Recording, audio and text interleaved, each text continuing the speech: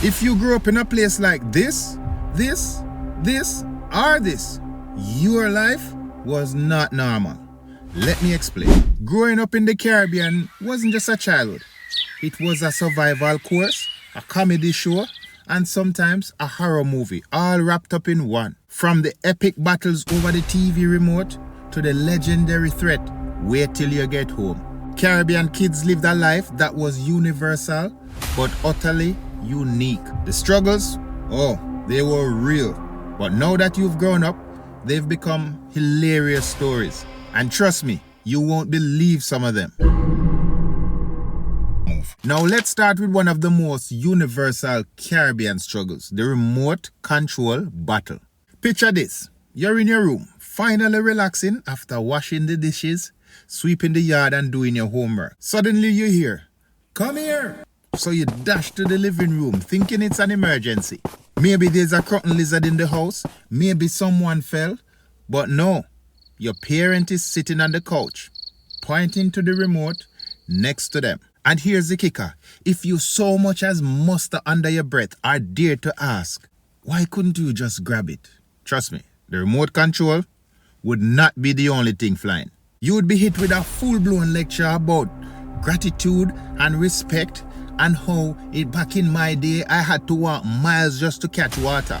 The question is, my friend, was this a test of our obedience, or were Caribbean parents low-key trying to see how far they could push their power? Cleaning wasn't just a chore, it was an extreme sport. In a Caribbean household, you didn't just clean, you deep clean. And the inspection? Oh my gosh, brutal. Imagine sweeping, wiping counters, and scrubbing every single surface, only for your mother to waltz in, lift a couch, and exclaim, "You didn't sweep here." Like, who sweeps under furniture every single day? Well, Caribbean kids have to. One time, my mom found a single grain of rice under the table. She looked at me and said, "Ants don't care if it's under the table. They'll find it. Sweep under the table again." Why were we cleaning like the Prime Minister was coming over, only to hear, "This place is still filthy"?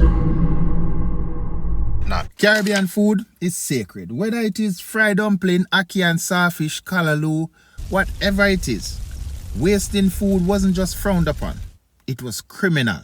You'd be sitting at the table, full to bursting, and your parents look at you and declare, "You better finish that plate." Food doesn't grow on trees. The irony, in the Caribbean, food literally grows on trees. Breadfruit, ackee, mango, you name it. Yet, leaving a single dumpling on your plate, untouched, somehow made you an ungrateful child. While kids overseas were here eating a half a sandwich and tossing the rest in the garbage. Caribbean kids, you were eating that sandwich for breakfast, lunch and dinner, if needed. Once I tried to leave a piece of yam on my plate. My dad looked me dead in the eye and said, "You know how many children in the world are starving right now?" I was tempted to ask if we could mail it to them, but I valued my life. School in the Caribbean wasn't just about academics. It was a test of your mental, physical, and emotional endurance. If you misbehave in school, your teachers would handle it and tell your parents. And trust me, your parents wouldn't show up to defend you. They would show up with backup reinforcement. I remember one time my teacher gave me detention for talking too much in class, and I thought, that was the end of it. Until I got home. My father already knew. He didn't even ask me my side of the story. He just said, "Oh, you like talking? Talk to this belt." And that leaves me to ask this question.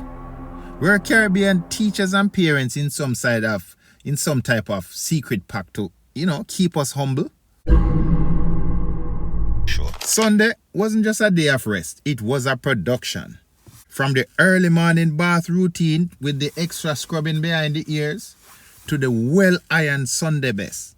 You would be dressed to impress, but the pressure didn't stop there. Your shoes had to be spotless. One speck of dust, big disgrace. And then there's testimony time at church. Out of nowhere, your mother would nudge you and whisper, "Hey, go tell the church what God has done for you." What exactly was I supposed to say? "Thank you, God, for helping me survive mom's slippers this week"? Testimony time felt like open mic for Caribbean kids everywhere. Now, if you grew up Caribbean, you'd know the true punishment never happened in public. It was reserved for the moment you go home. Your mother could be smiling and socializing at a family event, but one wrong move from you and you get that look. You know the look. Wait till we reach home wasn't just a threat. It was a promise. On the whole journey home, you would be there, sweating bullets, hoping and praying to God they would forget. Spoiler alert. They never forgot. Caribbean parents could remember every single mistake you made since 1921, but could never remember where they put their glasses 5 minutes ago. No. Respect in Caribbean households were non-negotiable. You didn't interrupt adults and you didn't roll your eyes. And you definitely didn't talk back. Even if you look like you were about to say something even a bit disrespectful, you'd hear, "Fix your face before I fix it for you." While kids overseas were saying, You're ruining my life. Caribbean kids were saying, "Yes, mommy," with tears running down your face. Now let's not sugarcoat it. Caribbean parents didn't believe in timeout. They believed in discipline. I mean, they would talk and explain. But then if you didn't listen, the slipper, the hanger, the wooden spoon, whatever was closest. And trust me, Caribbean moms had sniper level aim when it came to throwing things. Growing up Caribbean wasn't just different. It was opposite to how kids grew up overseas. Overseas kids got allowances. We got lectures. They got grounded. We got broomstick. Here's the ultimate twist. As adults, we all became our parents. You find yourself yelling, "Turn off the lights, you think JPS is free?" Or, "You don't know how lucky you are." Man, it's like you graduated with honors from the University of Caribbean Parenting. The other day, I heard my wife shouting while she was cleaning the house, "If I see 1 grain of rice, somebody is in trouble." That's when I knew it's in our DNA. As tough as it was, growing up Caribbean shaped who we are today. Those struggles taught us discipline, resilience, and most importantly, gratitude. We learned the value of hard work, the importance of family, and how to laugh at life when it felt impossible. Let's be honest, some of these experiences were tough, but they also made us resourceful. Who else could turn a simple breadfruit or a leftover pot of rice into a 5-star meal? Or turn a mango tree into an afternoon of adventure? Growing up Caribbean was a masterclass in finding joy in the simple things. The funny thing is, as kids, we thought our struggles were unbearable, and many people looking in would think the same. But as adults, we retell these stories like war veterans. You'd catch yourself saying, "You remember when mommy used to?" And suddenly, you'll be laughing so hard, tears run down your face. One of the best parts of adulthood is realizing that you weren't alone in these experiences. Every Caribbean child share a version of the same experiences. The remote, the belt, the cleaning, the food. It's like we all live the same life, just in different houses. Now that we have grown, the question is, how much of this will we pass down to our kids? Will we demand spotless floors and perfectly finished plates?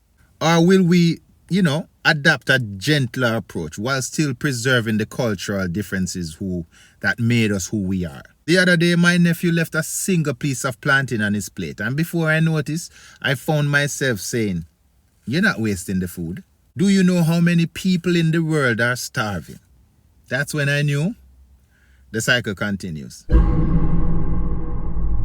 For all the struggles, all the cleaning, all the waiting till we reach home moments, there's one undeniable truth. No matter what anybody else says, growing up Caribbean was worth it. It gives us stories, humor, resilience, and pride. It gives us a sense of community and a deep appreciation for our culture, and a lifetime of inside jokes that only Caribbean people will understand. Would you trade all these struggles for an easier life?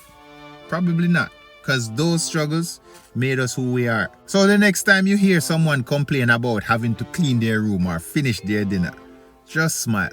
They'll never know the real struggles of growing up Caribbean. And honestly, they're missing out. Because at the end of the day, When you really look at it, the struggles weren't just struggles. They were a foundation of a childhood that was challenging, hilarious, and unforgettable.